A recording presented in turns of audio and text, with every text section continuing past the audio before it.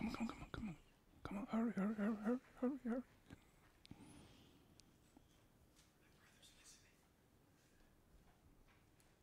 Hey, there we are. Good morning, beloved. Thank you for joining us this morning in Sunday Fellowship. We are always glad to see you. We got our brothers and sisters from different locations on the planet. Jenny just walked in front of the camera, but you missed it. Curtis just walked in front of behind the camera. You won't see it till later. But we're always glad to have you guys join us this morning, Sunday Fellowship. If you got the email, you know we're going to be talking about. We talked about a little bit last week doing Walk on the Pier.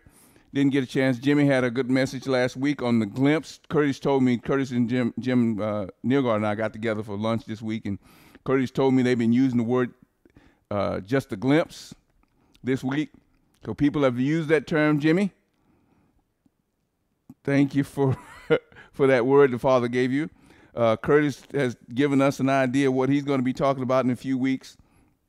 So, although I am going to touch on just a little bit, hopefully not taking too much out of what he's going to say, but I need to get a little bit of that in because it deals with our subject today, our message today. Also, I would like to tell you that the message this week is really going to be 2 weeks. My wife suggested that I try not to cram it all into 1 week. So I will make this last 2 weeks if I can. You might have to, bro. You might have to. Curtis is back there complaining. Huh? You might. I ask God myself. Okay. Oh, I tell you. The exhortation and edification that I get from the members of the body here. Anyway, we're going to start this morning with it. Now, last week, for those of you who don't know, that you don't go to Walk on the Pier, but I asked the members of the fellowship to give me what they perceived or thought was what is man's deepest need. And so I've gotten emails this week from different ones in the body letting me know what they sensed and told me what they thought the deepest need, not the greatest need, although there is a greatest need, which we will discuss that, because I hadn't seen that until recently. Jimmy brought that to my attention when we were fellowshipping here on the phone on Thursday. He said, "Did you put greatest need?" I said, "No, I said deepest." He said, "No, I listened to it 3 times. Well, he had to because he's only listening out of one ear. Half of what you're saying, the brother can't. Half of what you're saying, the brother doesn't hear. So I thought he only heard half of what I had to say, but he was correct. I did say greatest, but it's deepest. Deepest needs, man's deepest needs. So with that, are you going to? Yeah. Yes. There you go. Psalms 42:7, Deep calleth unto deep at the noise of thy waterspouts. All thy waves and thy billows are gone over me. In my recent trip to Ghana, I shared a 2-bedroom living quarters with my good brother and friend, Pastor David Griffin. One night we were having a great discussion, and as we were concluding, David Griffin turned to me and said, "David, do you know what man's deepest need? What is man's deepest need?" At that moment, I had a lot of thoughts going through my mind, but none seemed satisfactory to give him an answer. So I replied, "No, what?" His answer that came forth was piercing and complete. It tied everything together. I knew and was learning, tied everything together that I knew and was learning in Christ as the Son of my Father. The Father led me deeper into himself to see something which was there, but yet not understood. I had been teaching on this and talking about this word for many years, but that night it seemed, that night it was a new depth of spiritual insight. It's what we call fresh bread right from the oven. David's answer echoed in the mind of my spirit for the rest of the night and the rest of the trip. I began to talk with the Father about his new insight he revealed through his son, my brother David Griffin. The more I asked the Father the simple now that I can see, the more he revealed concerning the simplest need of humankind. Honey, that's the deepest need. Deepest need. Sorry. You want to take it from here? No, go ahead. I'll Concerning the deepest need of humankind. This was going to be the message for the body of Christ here this coming Sunday. So I started by asking the same question to others to see what answers they would have to such a question. Let's take a few minutes to discuss and review some of the answers I received and have heard in the past. Okay, I got it. Thank you, sweetie, for that input. Okay.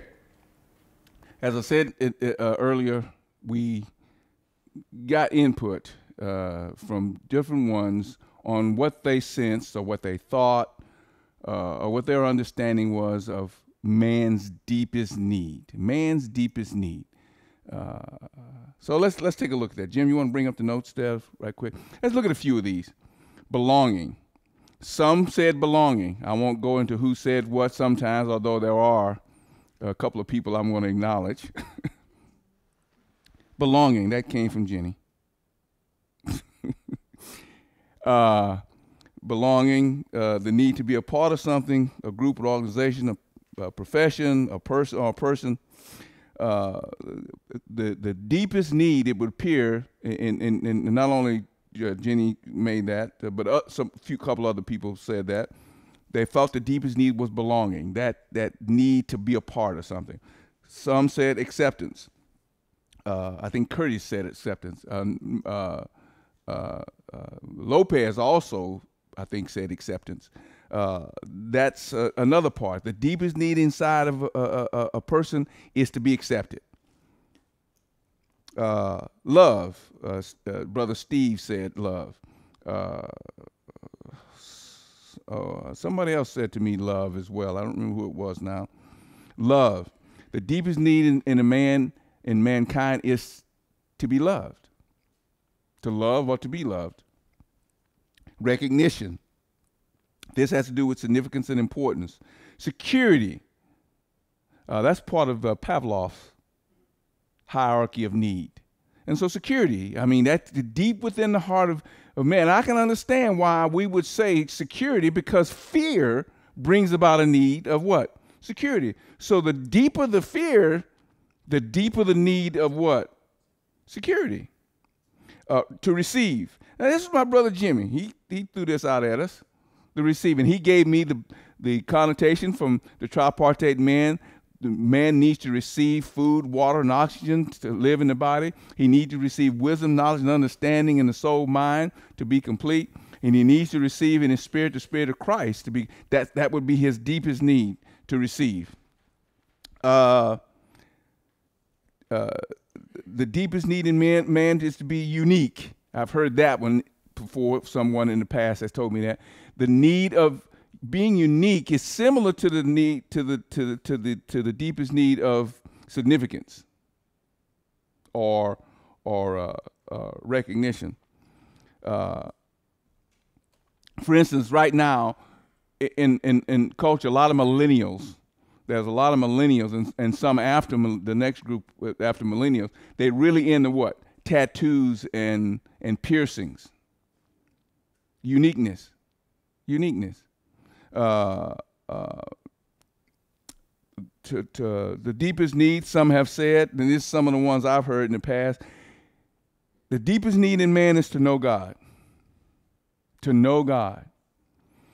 Most churches right now on Sunday morning, you will hear that every man needs to know God. The deepest need within the heart of man is to know God. God fixed that in human beings to know him. Is that true? Maybe. The deepest need in man is to love God. Heard that, Pete? The deepest need in man is to love God. The next one here is to serve God. The deepest need in a man is to serve God. You are not fulfilled or complete unless you're serving God. Now, that kind of limits the deepest need when you say serving God, because there's a lot of people who don't believe in God. There's a lot of people who are churchgoers, who are not saved, not born again. So, but yet, that in the heart of man, if you talk to some people, the deepest need is to serve God. What you got, Curtis? What's that? Eternity. Okay, we might get to that. The deepest need in man is to glorify God. Now, all of these answers, to serve God, to glorify God, to honor God, to worship God, all of those come from a view that God is the means by which your deepest need is expressed. You follow? If you're going to say serving God, that's an expression. If you're going to say to love God, to glorify God, to honor, all our expressions of your deepest need is to give that to God. You follow me? So all of those are relevant. Let's get a couple of more here. To be saved, to receive Christ, that is the deepest need within man, to be saved. Now that rings true to a certain extent. Do you think so, Jenny? Wouldn't you think so? The deepest need is in man is to be saved. Well, that would be true with the purpose of the Holy Spirit. Without conviction, you don't know you need to be saved. So that would not be your deepest need. If the Holy Spirit doesn't convict you of that, then your deepest need is not really to be saved, at least by God. Now, if you're drowning, you want to be saved because your deepest need at that moment is something else. To receive, and also, and dear brother Pete hit sonship. The deepest need is sonship. Well, that also would have to do with something that you already have. So that means an atheist's deepest need would not be sonship, would it, Pete? I don't think so. Do you think so, Pete? Yeah, just shake your head, brother. You don't have to. So sonship would not necessarily be the deepest need of every human being. You say, well, didn't God put it in there? Could be, but unless it's something that pulls you or draws you, then it's really not a need to you. You follow me? So let's look at this. Now,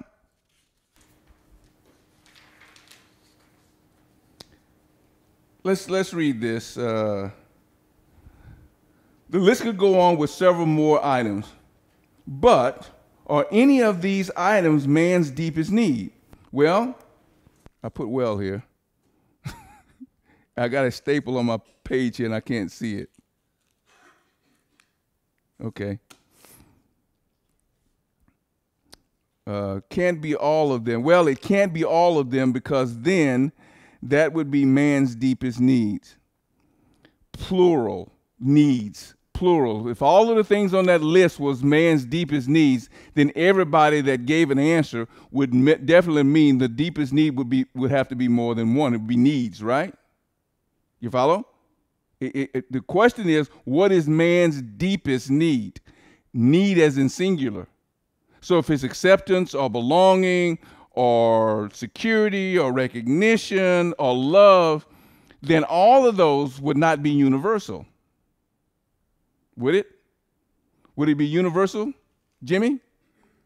No, it wouldn't be universal. Can't be. It would be needs. It would be plural. But that wasn't the question. The question was need, singular. All of these are needs, but what kind of needs? And this is what the Father brought to my attention as I went on with this. There's a difference. I had breakfast. Catherine and I had breakfast with Friday morning with Brother David Griffin. And I brought this to his attention because Jimmy, really, Brother Jimmy Moore, mentioned to me about, I said the word greatest need. Let's take a look at this for just a second. You want to read it, Catherine, please? Greatest need. As I was preparing this message, the Father revealed something about our deepest need and our misunderstanding of our greatest need. And what is the difference between the two? He said, most confuse their greatest need for their deepest need because they believe it to be the same. A person's greatest need is based entirely on that person. Also, a person's greatest need is tied to his or her body, soul identity at the moment. This makes a man's greatest need subjective and personal. Most of man's greatest needs are associated with the fears of suitcase thinking. Let's take a quick review of some of the items from the list above and a few other examples. Okay, I'm not going to go over all the list because one of the things I noticed as the Father was teaching me, revealing this to me about the difference between our greatest need and our, what? Deepest. I hadn't noticed that before. Jenny, I hadn't noticed that before. I hadn't noticed that before, Monica, that our greatest need we confuse with deepest. So every answer I've got had to do with somebody's idea of their greatest need. There's something inside of the person that gave me Monica said knowledge.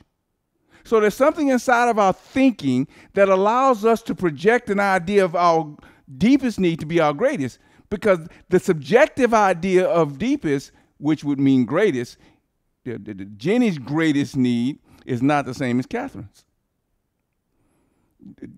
Curtis's greatest need is not the same as Jimmy. Or Sylvia's greatest need is not the same as Monica. So that's not our deepest, but let's take a look at this. And I'm an example. I was telling this to Brother David on Friday morning. We were sitting at the breakfast table there at the restaurant, and I said that to David. He caught it right away. He said, you know, you're right. He said, brother, I can understand that. Your greatest need, he said, I can see it at the moment. He said, if you were underwater and you were running out of oxygen, your greatest need would not be, your greatest need be what? Oxygen, to breathe. So that means the greatest need has to do with the moment you're in. The greatest need has to do with how you've established who you are to you in your box life identity. How you grew up in the environment. People's greatest need sometimes comes out of an environment they grew up in. People's greatest needs sometimes derive from the things they've been through. I'm not going to go through that again. You get hit by a bus, your greatest need is to stay out of in front of a bus. For instance, I put this down. For instance, toward the bottom there, Jim, all the way at the bottom. I'm just going to use those last couple at the bottom. There you go. I already used the one about John. I'm going to use paying bills. If you got a bill you need to pay, no money is coming in. They're going to turn off your electricity. How about this? They're going to turn off your internet service.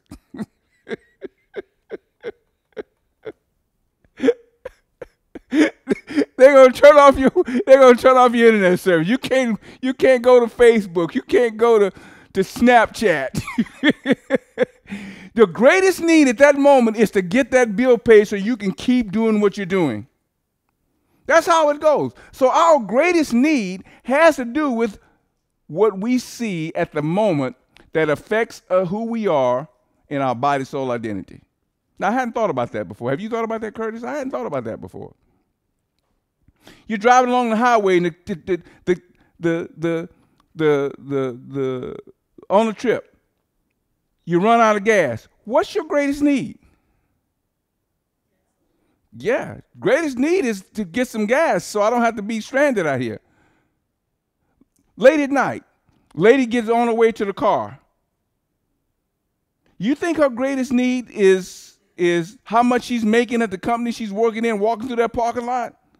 Her greatest need is that moment to get to that vehicle, to get inside so she can feel secure about her safety. So greatest need is not deepest. And we've been boondoggling and thinking our greatest need is our deepest need. It's not. But I can tell you fear has to do with both of them. Fear drives some of our greatest need. Think about greatest need. Fear drowning. Greatest need, breathing. Get into your car, safety. Fear drives that idea. So our greatest need is always in the moment we live in, but it's not necessarily our deepest need. So because we've been told for so long who we are and what we believe and how we feel is the issue, it smothers and covers the deepest need God's put within us. Curtis said a minute ago, eternity. is our deepest need. What if you don't believe in eternity? You're correct. But because it's there, do you need to know it's there for it to be a need?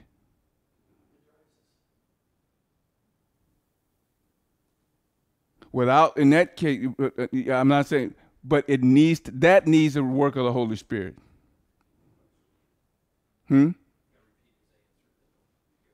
Oh, they didn't hear it?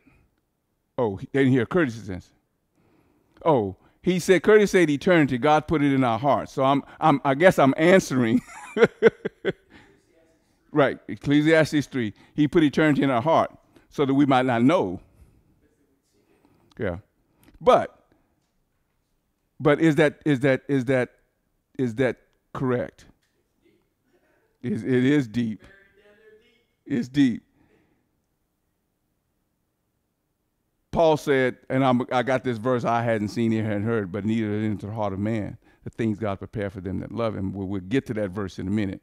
Again, that's deep unto deep, but you getting me ahead of myself, brother. So just, yeah. So let's look at this. So man's greatest need is fixed in third dimensional thinking in his body, soul, identity. This need is not his deepest need. There is a need in which all men are subject to. No one is without this need. What is it, you ask? Curtis, what is it, you ask? Yeah, I'm just reading, brother. Let's review a few verses in the Bible. Some of these verses we have read many times in the past, from the beginning. Let's look at this. God created every man with the same need. Now, remember, Curtis just gave us an idea of Ecclesiastes 3. God has put eternity in the heart of man.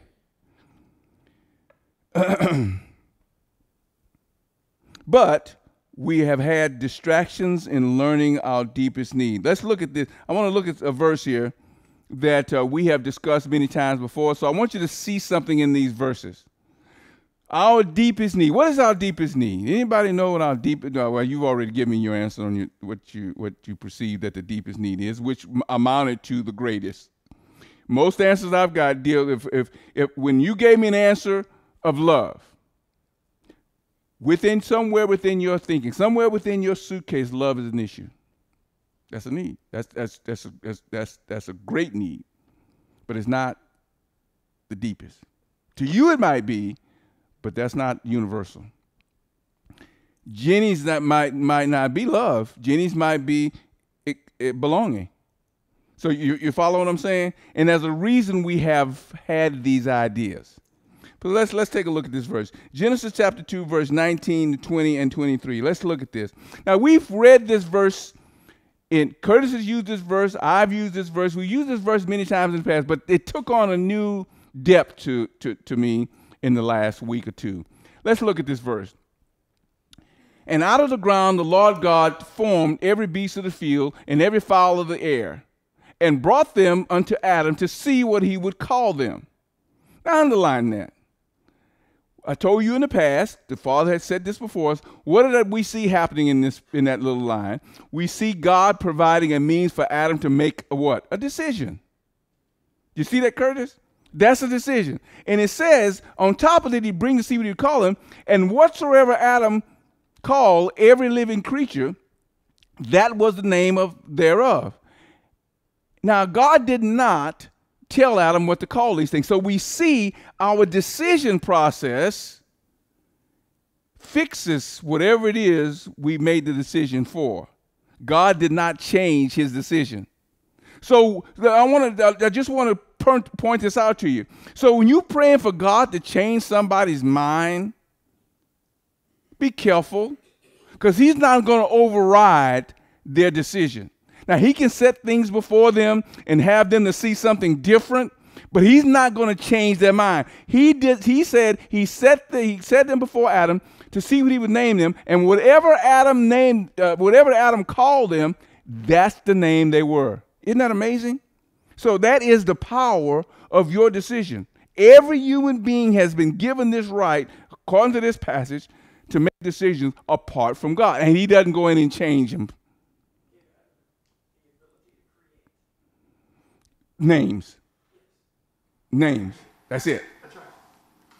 So, whatsoever Adam called every living creature, that's the name thereof. Verse 20. And Adam gave names to all the cattle and of the fowl of the air and of every beast of the field. But for Adam, there was not found an helpmeet for him. Let's get to verse 23. And Adam said, now, right now, we're seeing God put him to sleep. He put a deep sleep on him, deep sleep. deep, maybe that had to do with the deep need. God saw a deep need, so he put him to sleep. He put him to sleep, and he brought the woman to Adam. And Adam said, "This is now of my bone." Yeah, I'm getting like Catherine here. This is now bone of my bone and flesh of my flesh. She shall be called woman because she was taken out of man. Let's go down, please. Genesis 3, verse 5 and verse 20. And God doeth know that the day you eat thereof, then your eyes shall be open, and ye shall be as gods, knowing good from evil. Now, I'm not going to give you the answer right now for this, but I'm going to read verse 20. And God called his wife, I'm sorry. Yeah, Israel. God called his wife Israel. Yes, he did. And Adam called his wife's name Eve because she was the mother of all living things. Now, let's go back up to Genesis chapter 2 there. What do we see in this? What do we see in this passage? What do we see besides decision? What do we see besides decision? He had a need. No, he didn't give him a choice. He gave it to him, and Adam made that decision. Well, you're right. He set before Adam a choice, and all of the cattle of the field was his choices, but his decision had to do with what he named them. What did Adam give them? Identity. Identity. He gave them identity, and they wear that identity today.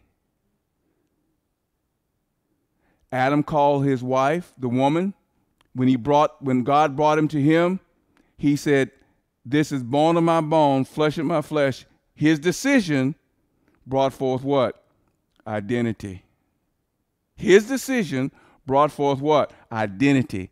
The deepest need in man is identity. Now we'll get a little bit clearer on that in a second. The deepest need in man is identity.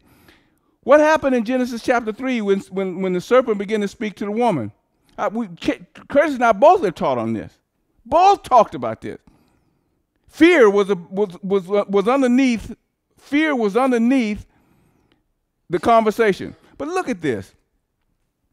And God knoweth that the day you shall eat thereof, then your eyes shall be open, and you shall have another identity. And that identity gives you ability to know something you don't know now. Do you see that? The day you eat of that, you're going to have another identity, and that identity is going to cause you to know something that you don't know now. Stimulated something in her. Fear stimulated something in her to want to what, Curtis? Another identity. Another identity. Just like God. Just like God. Adam not only identified the woman as bone of my bone, flesh of my flesh, you should be called woman. He goes on to give that woman a specific identity as Eve. Greatest need. Greatest need, deepest need. Let's look at this. Let's keep going. Guys, you want to read that? Want to try to read that better than I did? As we read, Adam gave names, identities, to all the animals. Identity is built into every fiber of our creation. But why did God create us with such a need for identity? Because identity is not something to be called, but the person is that identity. Say that identity is not something we're called, but the person is that identity. Keep going. There is an ongoing move in man-made religion to hinder or dumb down true and absolute spiritual identity and sonship to meet its doctrines and beliefs. There are several doctrinal beliefs which have been handed down from generation to generation, which many have clung to as the spiritual truth, but are just flesh and blood teachings. These doctrines keep many blinded to their deepest need. Galatians 6:12.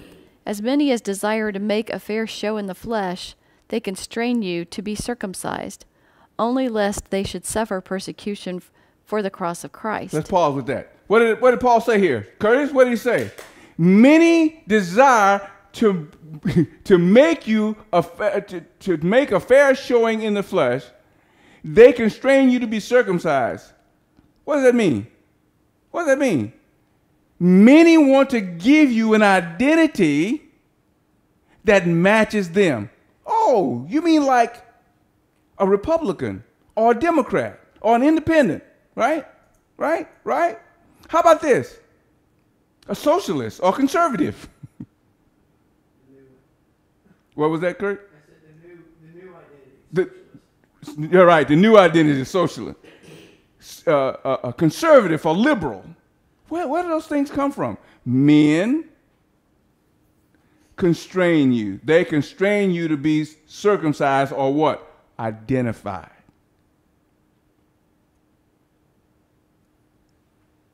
Makes me think of numbers of baptisms. True.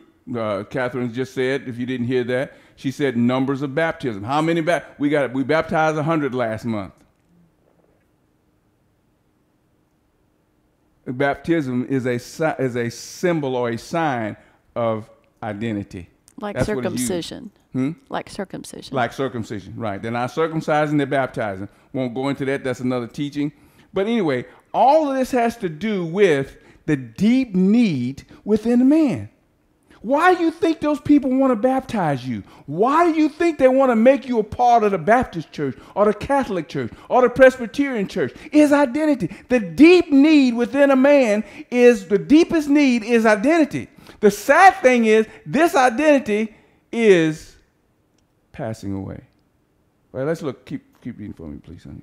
As we look back in history, we can find other points of reference of man's identity coming into view. Esther 3:6. And when he learned of Mordecai's ethnic identity, it seemed repugnant to Haman to do away with Mordecai alone. He planned to destroy all of Mordecai's people, the Jews, throughout a kingdom. Okay, let's pause with that. Here's another one. Ethnic identity. You ever heard the term ethnic cleansing? How about the word genocide? That is removing the identity of a whole people. Removing the identity. The deep need within man. Now listen to me. How about, let's back away. I forgot about it. This ethnic identity. How about this? How about this? The deepest need within man is identity. How about this? White supremacists. Have you heard that term? Where do you think that comes from? Fear. Fear. But the fear that my identity is not complete. So I need to complete my identity by doing away with all other identities that surround me. Those other identities threaten theirs. Right. As Curtis just said, the other identities threaten theirs. Not ethnic, not race, but identity. Because in ethnicity, there is identity. In race, there is identity. So the deepest need within that man is to protect and maintain the identity that he or she knows in that line of thinking. Then that could be Hispanic, or that can be African American or black or African. Whatever the identity is that you're afraid is not going to maintain who you are, you fear. Fear is tied to that, and because fear is tied to that, you have to sustain that by whichever means you think you need to be. It needs to be sustained. The deepest need within a human being, the deepest need is identity. Now, not just any identity, which we'll get to in a minute. Please read on, Catherine. Isaiah 23:13. Look at the land of the Chaldeans, these people who have lost their identity. What? Curtis, the Chaldeans lost their identity. Oh my God. What happened to them? What happened to them when they lost their identity? The Assyrians have made it a home for wild animals. They erected their siege towers, demolished its fortresses, and turned it into a heap of ruins. So that's what happens when you lose your identity. It turns into a heap of ruin. The deepest need in man is identity. The sad thing about it, when you have that identity that you're clinging to be fulfill something inside of you, you have to do something to someone else to make your identity secure. You need to do something to make your identity secure. It's in every human being. It started with Adam. Adam just didn't name names because that was something he liked to do. It was within his creation. It was made within him. He had the decision to make, and he made that decision based in identity. From his identity, he gave identity. Curtis, you would call that creation. I don't, but you can do that. Go ahead, Catherine, please. The importance of identity in the world today is more profound than ever before in the history of creation. How do I know or declare this? Simple, because the spirit of fear is greater than at any other time in history. There is a deep need to have and maintain an identity which describes you as a person. Your values, your beliefs, ethnicity, race. Yeah, well, slow down on that for a minute. Just kind of read that a little slow. Values. Mm-hmm. Beliefs. Mm-hmm. Ethnicity. Race. Culture. Gender. Well, let's pause with that one. Gender identity. Gender identity. Which is different than sexual identity. To maintain gender identity, fear of not being the person you think you are gender-wise causes your identity to be threatened. Go ahead, Catherine. Sexual identity. Or nationality. Or nationality. Go ahead. Sadly, this search for identity is a distraction to fulfill man's deepest need. The identities mentioned here are body, soul, outer, third dimensional. Man's deepest need is not any identity he might find or choose for himself, but spiritual identity which completes and makes him another person altogether. Psalms 42:7, Deep calleth unto deep at the raise of thy waterspouts. All thy waves and thy billows are gone over me. What deep is calling? 1 Corinthians 2:9-10. But as it is written, eye has not seen nor ear heard, neither have entered into the heart of man the things which God has prepared for them that love him, because God hath revealed them unto us by his Spirit. For the Spirit searches... Now, hold on. Let's pause with that verse 9 for a second. I hadn't seen... We've used that verse here thousands of times. I've used that verse thousands of times over the years. Hundreds of times. Some of you have been listening to us for the last couple of years. You've heard me say this verse hundreds of times, using it for different levels of understanding for what it was the Spirit was saying. But I want to say to you this morning, But it's written, eyes not seen, ears not heard, neither is in the heart of man the things which God has prepared for them that love him. What is that? What can your eyes not see? What is it that your ears cannot hear? What is it that your mind cannot comprehend? What is that? Simple. Spiritual identity. Because your eyes can see ethnic identity. Your eyes can see what? Sexual identity. Your eyes can see ethnicity, ethnic identity. Can it not? But it can't see spiritual identity. The deep need within man cannot be seen or heard or understood. That deepest need within man of identity cannot be seen by the man himself. Can't be seen. You can wrestle with other identities to make that, to fulfill something deep, deep within calling you. That's why this of Psalms 42:7, Curtis, means that deep identity calling unto something deep. And that deep that is calling unto, read verse 10. But God has revealed them unto us by his Spirit, for the Spirit searches all things, yea, the deep things of God. Mm-hmm. I received this email yesterday on for the message today. Man's deepest need is to know who he is, or his identity. Everything and everyone in third dimension is seen by identity. Man, woman, Republican, Democrat, gay, straight, trans, and the list goes on and on. Man's deepest need in fourth dimension is also identity. We are either the son of God or not. Look forward to you tomorrow, brother. Thank you. Love you. I got that from I got an answer from that brother first. But yesterday, sometime between the time he sent me his response and the time yesterday when I got that email, that's what he saw. I was sitting at the computer working on my message a little bit yesterday, and this email came in, or text message. I think it's an email or text message. But I said, he's got it. He's got it. Hit the nail on the head. Hit the nail on the head. And if you're wondering who it is, he's going to tell you himself. He's going to email all of you at the same time. Let you know who he was. Finish reading that, honey, on the next page.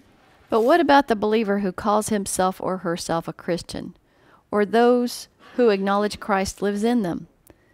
Why are they not seeing the answer to man's deepest need is spiritual identity? Because man-made religion always has to make provision for their flesh identity. Let's take a quick look at a common belief and idea concerning being born again and adoption. Okay, I'm going to pause with that. I could press this and try to cram it all in 15 minutes, but I'm going to have Curtis wait another week. I'm going to have Curtis wait another week. Because in man-made religion, practical man-made religion, good man-made religion, it always has to make provision for the flesh. Always. It'll always make provision for the flesh. Always. And so we'll get into this just a little bit more next week, probably be the same amount of time, because I'm just going to touch on the idea of the incorruptible seed and adoption. And why is it that we can't make the jump into receiving man's deepest need, his spiritual identity, without adding something to it, which creates the basis for the two-person gospel. The deepest need does away with the need for the two-person gospel when it's fulfilled. But it's not just fulfilled when God puts Christ in you. It has to be something that happens in your mind. It has to be something that happens within the mind.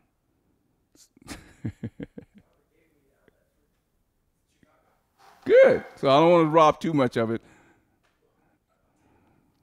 But I did something I don't normally do. I went to something the Father gave me years ago. I used to use a lot of commentaries years ago, but I found back when I was learning this 30-some years ago, I found the commentators, some of them sounded really good, but I found the commentators missed some things. They don't, and I'll tell you next week why they missed it. So I went to find the commentate. I went to some commentators for this portion of the message, and so I want to read to you some of those things I put down for the commentators for their understanding of adoption, understanding of sonship. Adoption is sonship, but they can't go that way because they don't understand man's deepest need is spiritual identity and why it came to be that. So, with that said, I'm going to close it out. And we trust the Father for you guys to hopefully join us next Sunday for the conclusion. It's always good to have you guys join us in Sunday Fellowship. Next month, we are having the second conference, the Sonship and Identity Conference in Chicago. Dear Brother Pete has already helped set that up for next month. Our dear Brother Curtis is scheduled to give us a whopping revelation on adoption. 3 days? Oh, on 3 things. Okay. Whoa. He's already sitting back. I'm gonna let him tell you because in a couple of weeks, maybe he'll be able to talk to you about that. But I need to talk to him about it first. I got a surprise for it. Anyway, guys, love to have you guys join us. Thank you for joining us this week in Sunday Fellowship. Remember, man's deepest need in you is not the greatest need of the moment in your mind. It is something God put within, created. I'm not saying birth, created in every human being. The deepest need in you is spiritual identity. Nothing can replace it. Nothing can make it work. But one thing, and I'll discuss that one thing next week. God bless you. We'll see you next week.